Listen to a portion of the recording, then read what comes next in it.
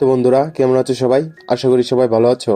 Thumbnail দেখে তো সবাই প্রায় বুঝিয়ে গেছে যে আজকে আমি কেমন একটি মুভির ব্যাখ্যা নিয়ে এসেছি। মুভিটিতে ভরপুর সাসপেন্স ও থ্রিল রয়েছে। আজকের এই মুভিটি সম্পর্কে আমি বেশি কিছু বলবো না, তাহলে আর কথা না বাড়িয়ে চলো শুরু করা যাক। মুভির শুরুটা হয় ঝড় বৃষ্টির এক রাতে। দেখা যায় একটি হেলমেট পরিহিত লোক স্কুটার নিয়ে ডক্টর কিশোরের বাড়ির সামনে এসেছে। আমরা দেখি লোকটি ডান পা ঘোরাতে ঘোরাতে হেঁটে বাড়ির ভিতরে যাচ্ছে। তার হাতে একটি ছুরিও দেখা যায়। সাধারণভাবে সবারকে সাইকো কিলার মনে হতে পারে। এরপর লোকটি বাড়ির দরজা খোলে, আর এখান থেকে সিন কাট হয়। আমরা আথিরা নামের আমাদের গল্পের নায়িকাকে দেখি। সে একজন আইপিএস পুলিশ অফিসার। তার চেন্নাইতে ট্রান্সফার হওয়ায় বাসে উঠে চেন্নাই যাওয়ার জন্য। চাকরি পাকাপোক্ত হয়, তার বাবা মা তাকে বিয়ের জন্য চাপ দিতে থাকে, কিন্তু বারবার সে তা এড়িয়ে যায়। আথিরা তার সিটে গিয়ে দেখে তার পাশের সিটে একজন ছেলে শুয়ে আছে। এই ছেলের নাম অর্জুন। এই সিট বিভ্রান্ত নিয়ে আথিরা ও অর্জুনের মধ্যে পরিচিত হয়। বাসের মধ্যে তারা খুব গল্প করে। কেন জানি আথিরার অর্জুনকে ভালো লেগে যায়, যেন আথিরা অর্জুনকে অনেক আগে থেকে চেনে এবং তার খুব পরিচিত একজন মানুষ। আথিরা ও অর্জুনের গল্প এখানেই শেষ হলে পারত, কিন্তু এর কিছুদিন পর আথিরা থানায় গিয়ে দেখে অর্জুন সেখানে। আসলে অর্জুন একজন অভিনেতা, তেমনি এক রোলের জন্য সে থানায় এসেছে পুলিশের কাজ পর্যবেক্ষণ করার জন্য। আথিরা অর্জুনকে তার কেবিনে ডেকে সে কোথায় থাকে, তার পরিবারে কে কে আছে এইসব প্রশ্ন করতে থাকে। এরপর তাকে পর্যবেক্ষণের পারমিশন দিয়ে দেয়, কিন্তু শর্ত দেয় যে কাউকে ডিস্টার্ব করতে পারবে না। এরপর থেকে অর্জুন প্রতিদিন থানায় আসতে শুরু করে। আস্তে আস্তে তাদের মাঝে বন্ধুত্ব হয়ে যায়। আথিরাও ধীরে ধীরে অর্জুনকে ভালোবেসে ফেলে। অর্জুনও সেটা বুঝতে পারে, এমনকি সেও আথিরাকে পছন্দ করতে শুরু করে।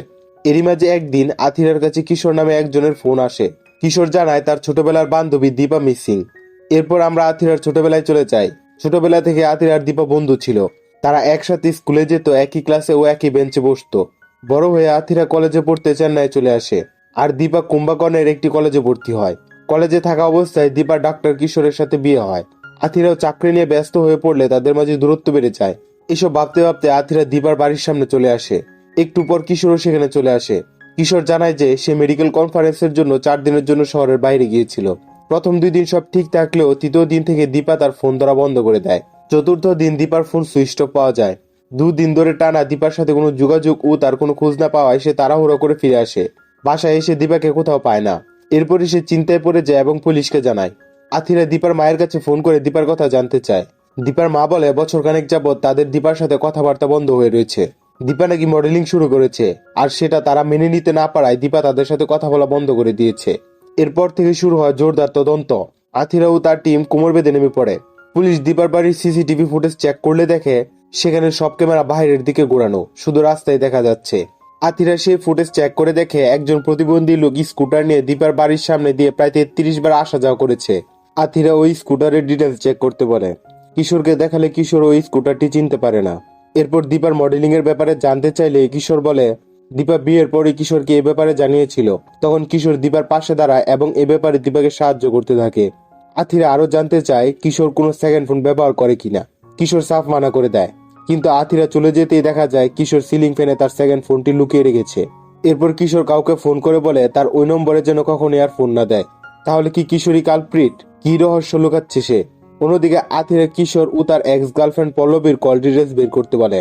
এর পরের দিন সকালে জঙ্গলের ভিতরে দীপার গাড়ির সন্ধান পাওয়া যায়। পুড়ে যাওয়া গাড়িটিতে তখন একটি কঙ্কাল ছিল। পুলিশের ধারণা নিয়ন্ত্রণ হারিয়ে গাড়িটি গাছে ধাক্কা দেয়, এরপর আগুন লেগে যায়। কঙ্কালটির পোস্টমর্টম করে ডাক্তার এসে জানায় এটা দীপারই কঙ্কাল। পুলিশের ধারণা ও পোস্টমর্টম রিপোর্ট অনুযায়ী এটি একটি অ্যাক্সিডেন্ট মনে হলেও আথিরা ধারণা করে এটি একটি প্রি প্ল্যান মার্ডার, কেননা দীপার গাড়িটিতে এয়ার ব্যাগের সিস্টেম ছিল। তাছাড়া রাস্তা থেকে গাছ অব্দি যেতে গাড়িটির গতি অন্তত 40 থেকে 50 কিলোমিটার হতে হবে, যার জন্য 3 থেকে 4 নম্বর গিয়ার প্রয়োজন। কিন্তু গাড়িটি তখন নিউট্রালে ছিল। আথিরা নাবিনকে বলে গাড়িটির ফরেনসিক টেস্ট করতে। ফরেনসিক টেস্টে দীপার গাড়ির নাম্বার প্লেটে ফিঙ্গারপ্রিন্ট পাওয়া যায়। আথিরা সন্দেহজনক এমন 173 জন লোকের ফিঙ্গারপ্রিন্ট নিয়ে টেস্ট করায়, কিন্তু তাতেও কোনো লাভ হয় না, কারোই ফিঙ্গারপ্রিন্ট ম্যাচ হয় না। পরের সিনে আমরা দেখি উষা নামের একটি মেয়ে তার স্বামীকে বিদায় জানাচ্ছে। সেখানে আবার আমরা ওই প্রতিবন্ধী লোকটিকে দেখতে পাই। উষার স্বামী চলে গেলে এই লোকটি উষার বাসায় ঢোকে। এরপর একটি রড দিয়ে উষার মাথায় আঘাত করে তাকে মেরে ফেলে। সকালে পুলিশ এসে তদন্ত করতে শুরু করে। এখানেও সিসিটিভি ফুটেজে আথিরা ওই প্রতিবন্ধী লোকটিকে দেখতে পায়। অভিষেক জানায় মেয়েটির চরিত্র ভালো ছিল না, একসাথে 5টি ছেলের সাথে প্রেম করত। ওই 5 জনের মাঝে 4 জনের খোঁজ পেলেও বারানি নামের একজনের কোনো খোঁজ পাওয়া যায়নি। বারানি আর উষা কুম্ভকর্ণের কলেজে পড়তো, সেখান থেকে তাদের মধ্যে সম্পর্ক। আথিরা বলে দীপাও তো ওই কলেজেই পড়তো, তাহলে এই 2 খুনে অবশ্যই কোনো সংযোগ থাকতে পারে। আথিরা কুম্ভকর্ণের থানায় ফোন করে জানতে পারে যে বারানি দীপাকে ডিস্টার্ব করত। দীপা এ নিয়ে থানায় কমপ্লেন করলে বারানি আর তাকে ডিস্টার্ব করেনি। আথিরা আরো জানতে পারে যে বারানি প্রতিবন্ধী নয় এবং তার পরিবারে শুধু তার মাই ছিল। সেও 2 বছর আগে মারা গেছে। এরপর থেকে বারানিকে আর কেউ দেখতে পায়নি। তখন নাবিন ফোন করে জানায় বারানি 2 বছর আগে জমি বিক্রি করেছিল। সেখান থেকে ফিঙ্গারপ্রিন্ট পাওয়া গেছে, যেটা দীপার গাড়ির নাম্বার প্লেটের ফিঙ্গারপ্রিন্টের সাথে মিলে গেছে। রাতে অর্জুন আথিরার বাসায় আসে। আথিরা তার সাথে দীপার সাথে কাটানো ছোটবেলার সময়ের গল্প করতে থাকে। বর্তমানে আথিরার হাতে যে আইফোনটি রয়েছে সেটিও দীপাই তাকে গিফট করেছিল। এমনকি এতে দীপার ফিঙ্গারপ্রিন্টও দেওয়া। চাইলেই দীপা এই ফোনটি আনলক করতে পারবে। এরপর তারা একসাথে ডিনার করে। গল্প করতে করতে একসময় তারা কিস করে। এরপর আথিরা অর্জুনকে তার মনের কথা বলে দেয়। এর পরের সিনে অভিষেক জানায় বারানি 1 বছর আগেই সিঙ্গাপুর চলে গেছে, আর ফেরত আসেনি। আথিরা বলে যে বিদেশে রয়েছে তার ফিঙ্গারপ্রিন্ট কিভাবে দীপার গাড়িতে এলো। তার মানে বারানি ও দীপার ব্যাপারে জানে এমন কেউ তাকে ফাঁসানোর চেষ্টা করছে। আথিরার কিশোরের উপর সন্দেহ হয়, তাই কিশোর বেঙ্গালুরুতে আছে এই খবর পেয়ে আথিরা কিশোরের বাসায় যায় তল্লাশি করার জন্য। কিন্তু তারা সেখানে কিছুই পায় না। বাড়ি থেকে বেরোনোর সময় আথিরার সম্মুখীন হয় ওই প্রতিবন্ধী লোকটির। তখনই আমরা দেখি লোকটি পুলিশকে বিভ্রান্ত করার জন্যই তার পা খোঁড়াতো।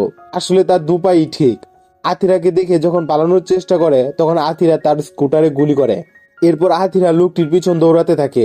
কিছু দূর যেতে আথিরা দেখে বারানি চাদর মুড়ি দিয়ে বসে তাকে লোকটি কোথায় গেছে সেই খবর দিয়ে বিভ্রান্ত করার চেষ্টা করছে। এরপর বারানিকে থানায় নিয়ে এসে 3rd ডিগ্রি দেওয়া হয়। বারানি বলে যারা আমার জীবন নষ্ট করে দিয়েছে তাদের কি আমি ছেড়ে দেব? এরপরে আমরা জানতে পারি একাদশ শ্রেণীতে বারানির সম্পর্ক হয় উষার সাথে। কিছুদিন পর বারানি বুঝতে পারে উষা শুধু তাকে ব্যবহার করছে। এরপর দ্বাদশ শ্রেণীতে তার পরিচয় হয় দীপার সাথে। দীপা বারানিকে জাস্ট ফ্রেন্ড মনে করলেও বারানি দীপাকে ভালোবেসে ফেলে। বারানি দ্বিতীয় ধাক্কা খায় যখন সে দীপাকে প্রপোজ করে। এবার ধাক্কা খেয়ে বারানি দীপাকে কিডন্যাপ করারও চেষ্টা করে, কিন্তু সেখানেও সে ব্যর্থ হয়। এরপর তাকে কলেজ থেকে বের করে দেওয়া হয়। সে নেশাগ্রস্ত হয়ে পড়ে, যার ফলে সে তার মায়ের খেয়াল রাখতে পারেনি এবং তার মা মারা যায়। এরপর সিঙ্গাপুরে একটি চাকরি পেলে সে সেখানে চলে যায়। বারানি বলে গত বছর যখন আমি দেশে ফিরি তখন দীপাকে তার স্বামীর সাথে হাসি খুশি দেখে আমার রক্ত মাথায় উঠে যায়। আমি পুলিশের হাতে ধরা পড়তে চাইনি বলে প্রতিবন্ধী হওয়ার নাটক করি।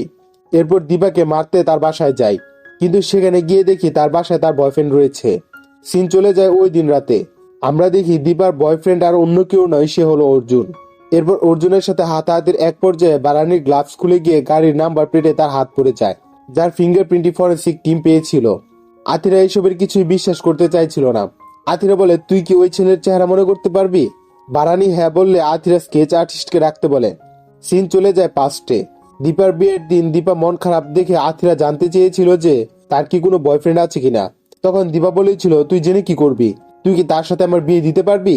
এই কথা বাসায় উঠলে মা বাবা আত্মহত্যা করবে। পরের দিন সকালে নাবিন ফোন করে জানায় যে স্কেচ রেডি হয়ে গেছে। আথিরা থানায় গিয়ে দেখে বারানি ভুলভাল স্কেচ বানিয়েছে। বারানি বলে ছেলেটিকে সামনাসামনি দেখলে সে চিনে যাবে। স্কেচের সাথে অর্জুনের কোনো মিল না থাকায় আথিরা বুঝতেই পারে না যে অর্জুনই কালপ্রিট। এরই মাঝে তাদের প্রেম বিয়ে অবধি চলে যায়। আথিরার বাবা মা জলদি বিয়েটা দিতে চাইলে দীপার কেসের জন্য আথিরা বিয়েটা পিছিয়ে দেয়। ছোটবেলার বান্ধবীর খুনটা সে মেনে নিতে পারে না, তাই সে আবার নতুন করে তদন্ত করতে শুরু করে। দীপার গাড়িটি যে জঙ্গলে পাওয়া গিয়েছিল সে জঙ্গলে ঢুকার পথে একটি সিসিটিভি রয়েছে, আর একটা সিসিটিভি ক্যামেরা রয়েছে বেরোবার পথে। আথিরা ওই ফুটেজগুলো ভালো করে পর্যবেক্ষণ করে দেখে একটি মিনি ভ্যান দীপা জঙ্গলে প্রবেশ করার আগে সিসিটিভি 2 দিয়ে 3 জন যাত্রী নিয়ে প্রবেশ করে, কিন্তু সিসিটিভি 1 দেখা যায় বেরোবার সময় শুধু ড্রাইভারই ছিল। আবার দীপার গাড়ি জঙ্গলে ঢুকার পর একটি জিপ গাড়ি সিসিটিভি 1 দিয়ে ঢুকে, যেখানে শুধু ড্রাইভার ছিল, কিন্তু সিসিটিভি 2 দিয়ে বেরোনোর সময় গাড়িটিতে 3 জন যাত্রী দেখা যায়।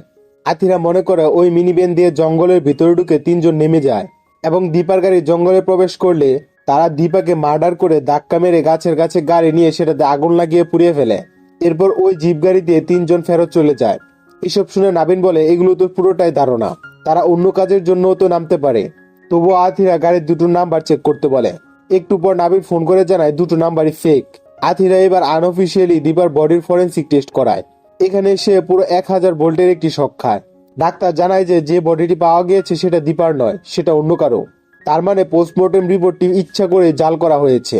আথিরা পোস্টমর্টেম করা ডাক্তারকে ধরলে উঠে আসে এসআই অভিষেকের নাম। এরপর সিন চলে যায় কিশোরের বাসায়। আসলে কিশোরই এসআই অভিষেককে বলেছিল এসব করতে। কিশোর ধরা খাওয়ার পর আথিরাকে রিকোয়েস্ট করে তার সাথে একটু পার্সোনালি কথা বলতে, তাহলে সে তাকে সবকিছু খুলে বলবে। কিশোর জানায় দীপার সাথে তার বিয়ে হলেও কোনোদিন তার সাথে তার শারীরিক সম্পর্ক হয়নি। একদিন কিশোর হাসপাতাল থেকে বাড়ি ফিরে দেখে দীপা সুইসাইড অ্যাটেম্প্ট করেছে। কিশোর চিকিৎসা করে দীপাকে বাঁচায়। এরপর দীপার ল্যাপটপ চেক করে দেখে জোশুয়া নামের এক ছেলের সাথে তার বিয়ের আগে থেকে সম্পর্ক ছিল। দীপা কিশোরকে জানায় সে যদি জোশুয়ার সাথে পালিয়ে যেত তাহলে তার বাবা মা আত্মহত্যা করে ফেলতো, তাই সে আর পালাতে পারেনি।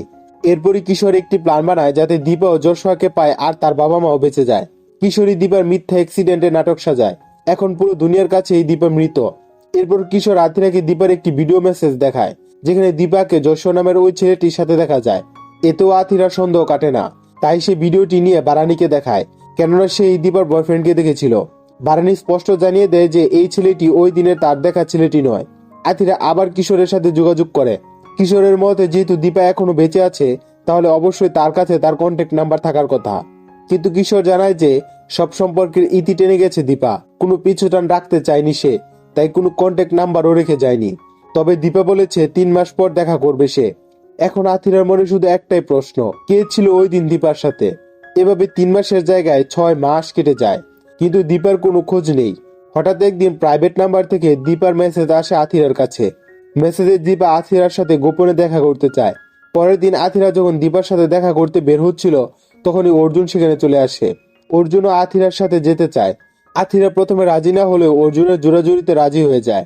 অর্জুন বাইক পার্ক করতে সে কাউকে ফোন করে বলে ও রাজি হয়ে গেছে, আমরা আসছি। আথিরা যখন দীপার দেওয়া লোকেশনে চলে আসে তখন ফোন আসে বারানির। বারানি অর্জুনের একটি নাটক দেখে তাকে চিনে ফেলে এবং অর্জুনের একটি স্ক্রিনশট আথিরার হোয়াটসঅ্যাপে পাঠায়। কিন্তু দুর্বল সিগন্যালের কারণে আথিরা বারানির কথাই বুঝতে পারে না। নাবিনকেও দেখা যায় আথিরাকে ফোন করে যাচ্ছে। ফোনে না পেয়ে নাবিন ভয়েস পাঠায় যে আথিরা যেন অর্জুনের কাছ থেকে দূরে থাকে। এদিকে আথিরা দীপাকে তন্ন তন্ন করে খুঁজতে থাকে। খোঁজার এক পর্যায়ে আথিরার সামনে চলে আসে কিশোর, তার এক্স গার্লফ্রেন্ড পল্লবী, এসআই অভিষেক ও জোশুয়া নামের ছেলেটি। তখনই ফোনে নেটওয়ার্ক পাওয়ায় আথিরার ফোনে মেসেজ চলে আসে আর আথিরা অর্জুন সম্পর্কে সবকিছু জেনে ফেলে। ততক্ষণে অর্জুনও সেখানে চলে আসে। আথিরা অর্জুনের কাছে তার আসল পরিচয় জানতে চায়, কেনই বা সে তার সাথে মিথ্যা ভালোবাসার নাটক করে এসেছে এতদিন। এখানে আসতে চলেছে মুভির আসল টুইস্ট, যা সবার কল্পনারও বাহিরে। কিশোর বলে উঠে যে দীপা আর নেই, আমরাই ওকে শেষ করে ফেলেছি। সিন চলে আসে পিছনে। দীপার সুইসাইড অ্যাটেম্প্ট অব্দি সবকিছু একই, কিন্তু কিশোর ল্যাপটপ চেক করে দেখে দীপার ছেলেদের নামে ফেক আইডি খুলে আথিরার সাথে কথা বলতো। কিশোর দীপার কাছে এসব জানতে চাইলে দীপা বলে সে এমনটাই ফিল করে, তার ফিলিংস নাকি একজন পুরুষের মতোই। তখন অর্জুন আথিরাকে ডাক দেয় এবং আথিরার ফোনটি অর্জুনের ফিঙ্গারপ্রিন্ট দিয়ে আনলক করে ফেলে। এটা দেখে আথিরা তো পুরাই হতবাক। যে ফোনটা শুধুমাত্র আথিরা ও দীপার ফিঙ্গারপ্রিন্ট দিয়ে খোলার কথা, সেটা কিভাবে আর্জুনের ফিঙ্গারপ্রিন্ট দিয়ে খুলবে? আথিরা চারদিকে অন্ধকার দেখতে শুরু করে। কিভাবে সে বিশ্বাস করবে যে অর্জুনই হলো তার বান্ধবী দীপা? এরপর অর্জুন আর কিশোর আথিরাকে সবকিছু খুলে বলতে শুরু করে। এত সব খুন রহস্য সবই ছিল নাটক। আসলে দীপা মেয়ে হলেও তার মাঝে হরমোনাল চেঞ্জের কারণে দীপার মাঝে একজন পুরুষের বসবাস ছিল। একজন পুরুষের মাঝে যে সকল বৈশিষ্ট্য ছিল তার সবই ছিল দীপার মাঝে। দীপা ছোটবেলা থেকে আথিরাকে একজন ছেলের মতো ভালোবাসতো। ছোটবেলা থেকেই সে আথিরার সাথে সারা জীবন কাটানোর স্বপ্ন দেখতে থাকে, কিন্তু ছোট্ট আথিরা তা কিছুই বুঝতে পারে না। বড় হয়ে দীপা আরো কনফিউজ হয়ে যায়। সে মনে করত সে জীবিত একটি নরকের মাঝে বসবাস করছে। এরপর কলেজে বারানির কিডন্যাপের কথা বাসায় জানতে পারলে তারা কিশোরের সাথে তার বিয়ে ঠিক করে। বিয়ের পর দীপা কিশোরকে তার সমস্যা সম্পর্কে জানালে কিশোর তার এক্স গার্লফ্রেন্ড পল্লবীর সাহায্য নিয়ে দীপার জেন্ডার চেঞ্জে সাহায্য করে। এরপর প্রায় 10 মাসের টানা চিকিৎসা ও অক্লান্ত পরিশ্রমের পর দীপা অর্জুনে পরিণত হয়। বাসে আথিরার সাথে অর্জুনের দেখা থেকে শুরু করে সবকিছুই কিশোর ও তার দলের প্ল্যান ছিল। কিন্তু প্ল্যান মতো আথিরা অর্জুনকে বিয়ে না করায় অর্জুন সিদ্ধান্ত নেয় যে সে আথিরাকে সবকিছু খুলে বলে দেবে। সবকিছু শুনে আথিরা হতবাক হয়ে সেখান থেকে চলে আসে। মানসিকভাবে ভেঙে পড়ে আথিরা। সে কিছুতেই মেনে নিতে পারছে না তার ছোটবেলার বান্ধবীর এই পরিবর্তন। কিভাবেই বা সে মেনে নিবে যে তার ছোটবেলার বান্ধবী শরীফা থেকে শরীফ হয়ে গেছে। আবার তার এত কাছের বান্ধবীর এই অবস্থা দেখে সে তাকে ফেলেও দিতে পারছে না। এরপর অর্জুন আথিরাকে 1 বছরের সময় দেয় তার সিদ্ধান্ত জানানোর জন্য যে সে কি অর্জুনকে বিয়ে করবে নাকি করবে না। এর ঠিক 1 বছর পর অর্জুন আর আথিরা এক জায়গায় এসে দেখা করে। এখানে দর্শকদের বলা হয় আথিরা ও অর্জুনের ভালোবাসার শেষ পরিণতি কি হবে তা ডিসাইড করতে, এবং মুভিটি এখানেই শেষ হয়ে যায়। তো বন্ধুরা, তোমাদের বাস্তব জীবনে এমন ঘটনা ঘটলে তোমরা ঠিক কি করবে তা অবশ্যই আমাকে কমেন্ট করে জানাবে। যদি ভিডিওটি পছন্দ করে থাকো তাহলে একটি লাইক দিয়ে যাবে, আর অবশ্যই চ্যানেলটি সাবস্ক্রাইব করে পাশে থাকবে। ধন্যবাদ।